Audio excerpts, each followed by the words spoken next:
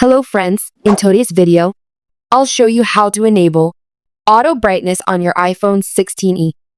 First, open the Settings app on your iPhone. Scroll down and tap on Accessibility. Next, select Display and Text Size.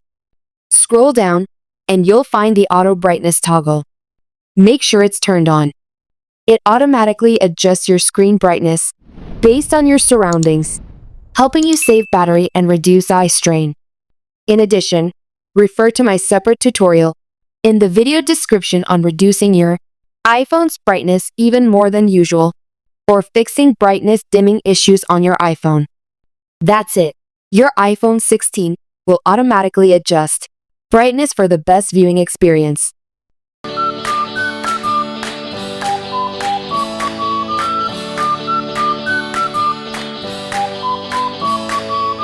If you found this video helpful, please like, share, and subscribe to the free tech guide for more new tips and tricks.